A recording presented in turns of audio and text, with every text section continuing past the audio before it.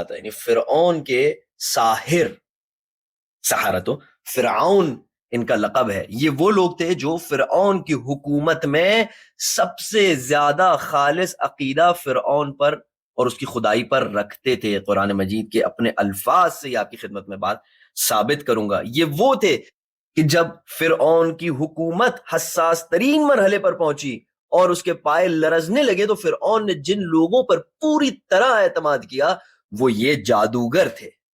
یہ وہ جادوگر تھے جو خداوند متعال سے مقابلے میں، خداوند متعال کے نبی سے مقابلے میں فرعون کا سب سے بڑا ہتھیار تھے. اور واقعاً قرآن مجید نے جن الفاظ سے ان کو یاد کیا، اس سے پتہ چلتا ہے کہ ان کی فرعون سے بہت زیادہ عقیدت تھی. دیکھیں سورہ شعراء آیت نمبر 41 میں جب یہ بلائے گئے اور فرعون کے دربار میں داخل ہوئے، اللہ سبحانہ وتعالیٰ کیا فرماتا ہے؟ فلما جاء السحرۃ، جب یہ سحرہ، یہ جادوگر حاضر ہوئے، قالوا لفرعون، تو انہوں نے فرعون سے کہا ان لنا لاجرا ان كنا نحن الغالبین، کیا ہمیں کوئی اجر و پاداش، کیا کوئی ہمیں ثواب ملے گا اگر ہم غالب آ گئے موسیٰ پر؟ لیکن انسان اجر و ثواب کی توقع ذاتی طور پر اس سے رکھتا ہے جس سے عقیدت رکھتا ہو. قال نعم، فرعون نے کہا بالکل درست ہے، وانکم اذا لمن المقربین. اجر و ثواب میں کیا کہا کہ بالکل تمہیں ملے گا اور تم میرے مقربین میں سے قرار پاؤ گے.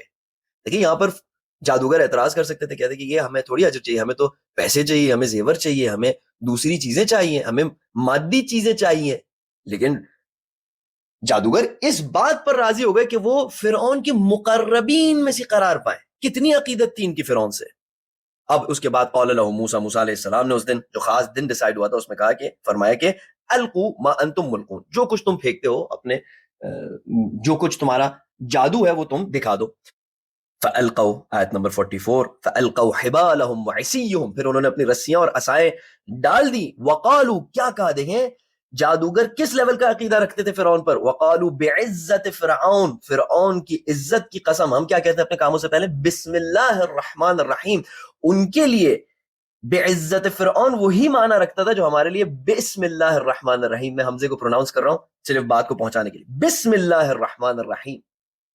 انہوں نے کیا کہا؟ بعزت فرعون انا لنحن الغالبون. ہم کہتے ہیں کہ اللہ کے نام سے ہم ہر چیز پر غلبہ حاصل کریں گے. انہوں نے کہا کہ فرعون کے نام سے ہم ضرور غلبہ حاصل کریں گے. دیکھیں عزیزان گرامی، یہاں تک یہ ان کا عقیدہ ہے.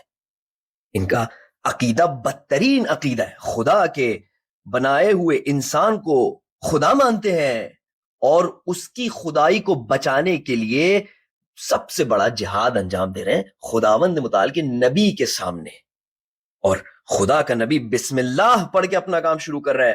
یہ کہہ رہے ہیں بے عزت فرعون. لیکن عزیزان گرامی ان کا انجام آپ دیکھیں. ان کا انجام یہ ہے، ان کا عمل یہ ہے کہ جب انہوں نے اپنے حربے استعمال کیے، لیکن جب انہوں نے یہ احساس کیا کہ جو موسیٰ لائے ہیں وہ اس سے کئی گنا بڑھ کے ہے کہ جو ان کے پاس ہے، اور جب ان کو اپنے علم کے باعث احساس ہوا کہ جو موسیٰ لائے ہیں وہ واقعاً پروردگار متعال کی نشانی ہے اور موسیٰ حقیقت میں خداوند متعال کے نبی ہیں، تو یہ اپنے پچھلے ایمان کے باعث ہٹ درہمی پر نہیں رہے، ضد پر نہیں رہے، بلکہ فوراً انہوں نے عمل کے میدان میں اپنے عمل کو تبدیل کیا.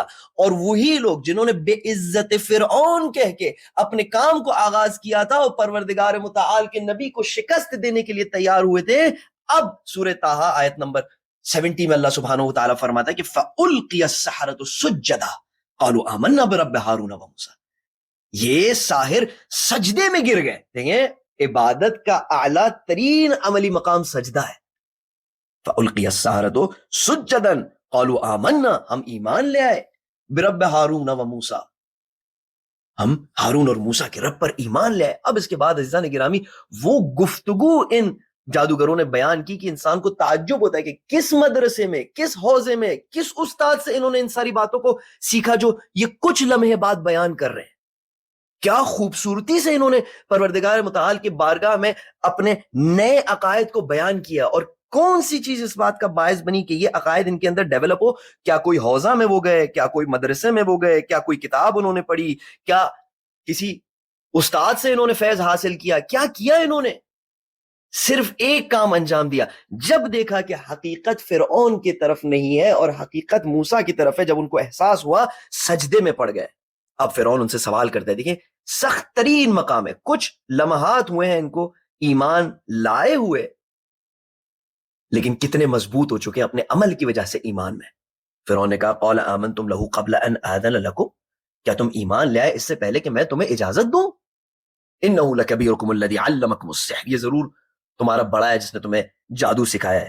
اب دیکھیں عزیزان گرامی، فلاقطعن ایدیکم وارجلکم، میں تمہارے ہاتھ اور پیر کاٹ دوں گا، من خلاف، اپوزٹ طریقے سے، ولاصلبنکم فی جذوع النخل، اور میں نخل کے درختوں میں، کھجور کے درختوں میں تمہیں لٹکا دوں گا. وَلَتَعْلَمُنَّ أَيُّنَا أَشَدُّ عَذَابًا وَأَبْقَىٰ، پھر تمہیں پتہ چلے گا کہ ہم میں سے یعنی میں اور موسیٰ کے خدا میں سے سب سے زیادہ شدید عذاب کے جہد سے اور باقی رہنے کے لحاظ سے کون ہے. اب دیکھیں جواب کیا آتا ہے. یہ وہی ہیں جو کچھ دیر پہلے بے عزت فرعون کہہ کر فرعون کے قرب کو حاصل کرنے کے لیے اپنے کام کو آغاز کر رہے تھے پروردگار متعال کے مقابلے میں. قالوا، کیا کہا؟ قالوا لن نؤثرك على ما جاءنا من البينات والذي فطرنا، ہم ان بینات اور پروردگار متعال کے مقابلے میں، یعنی بینات یعنی وہ نشانیاں جو ہمیں نظر آ چکی ہیں موسیٰ علیہ السلام کے معجزے میں، اور پروردگار متعال کے مقابلے میں یعنی والذی فطرنا کے مقابلے میں، لن نؤثرک، ہم ہرگز تمہارا انتخاب نہیں کریں گے. ہم کہتے تمہارا دماغ ٹھیک ہے فرعون، ہم تمہیں انتخاب کریں؟ فقد ما انت قاض، جو تجھے فیصلہ کرنا ہے تو فیصلہ کر. انما تقضی هذه الحیات الدنیا، ایمان کا مرحلہ چیک کرے عزیزان گرامی. یہ معاد انہوں نے کہاں سے سیکھی؟ کوئی مجھے جواب دے دے. تو صرف اس حیات دنیاوی میں قضاوت کر سکتا ہے اور کوئی فیصلہ کر سکتا ہے. انا آمنا بربنا، جبکہ ہم تو ایمان لا چکے ہیں اپنے رب پر. لیغفر لنا خطایانا، تاکہ وہ ہمارے گناہوں کو معاف کرے. وما اکرہتنا علیہ من السحر، اور اس سحر کے بھی گناہ کو معاف کرے جس پر تو نے ہمیں مجبور کیا. واللہ خیر وابقی، فرعون تو سمجھتا ہے کہ تو طاقتور ہے اور تو ہمیشہ باقی رہنے والا ہے. پروردگار متعال ہے، اللہ وہ ہے کہ جو خیر ہے، سب سے بہترین ہے، وہ ابقا، اور سب سے پائیدار اور ہمیشہ باقی رہنے والا ہے. اب دیکھیں عزیزان گرامی، مراحل ختم نہیں ہوئے. سورہ طٰہٰ سے میں اس لیے پڑھ رہا ہوں کیونکہ یہاں پہ مزید تفصیل بیان ہوئی ہے. سورہ شعراء میں خلاصے کے طور پر بیان ہوا ہے، انہ من یأت ربہ مجرما فإن لہ جہنم لا یموت فیہا ولا یحیا. جہنم کے بارے میں اپنے عقائد بیان کر رہے ہیں سحرہ فرعون. بے شک اس میں کوئی شک نہیں ہے کہ جو مجرمانہ حالت میں جرم انجام دے کر اپنے رب کے پاس پہنچے، پس اس کے لیے جہنم ہے، ایسی جہنم ہے کہ جس میں نہ وہ زندہ رہے گا اور نہ وہ مرے گا. وَمَن يَأْتِهِ مُؤْمِنًا، اور جو ایمان کی حالت میں اپنے رب کے پاس جائے. پتہ نہیں کس مدرسے میں انہوں نے یہ سیکھا، کس حوزے میں یہ سیکھا. کتنی خوبصورت باتیں بیان کر رہے ہیں کہ اللہ سبحانہ وتعالیٰ نے قرآن میں اس کو شامل کر دیا. وَمَن يَأْتِهِ مُؤْمِنًا، اور جو اللہ سبحانہ وتعالیٰ کے پاس ایمان کی حالت میں پہنچے. قد عمل الصالحات، دیکھیں مؤمن کے بعد دوبارہ سے یہاں پر عمل کا ذکر ہو رہا ہے، جبکہ اس نے اعمال صالح انجام دیے ہوں. وَمَن يَأْتِهِ مُؤْمِنًا قَدْ عَمِلَ الصَّالِحَاتِ فَأُولَٰئِكَ لَهُمُ الدَّرَجَاتُ الْعُلَىٰ، بس یہ وہ ہیں کہ جن کو بڑے بڑے درجے حاصل ہوں گے، برترین درجے حاصل ہوں گے. جنات عدن تجری من تحتها الانہار، جنت کی تعریف بیان کر رہے ہیں سحرہ فرعون. ایسی جنت کہ جس کے نیچے نہریں جاری ہوں گی، خالدین فیہا، وہ ہمیشہ کے لیے اس میں رہیں گے. وذالک جزاء من تزکا، اور یہ اجر و ثواب ہے اس کا کہ جو اپنے آپ کو پیور کرے، اپنا تزکیہ کرے. دیکھیں عزیزان گرامی کس طرح ان کا عمل اس بات کا باعث بنا کہ عقیدہ خود بخود اتنا مضبوط ہو جائے کہ پروردگار متعال ان کے عقائد کو انتخاب کر کے قرآن مجید میں ڈالے اور فرمائے کہ اس کو پڑھو، فرعون کے جادوگروں کی باتوں کو سنو، اس سے ہدایت حاصل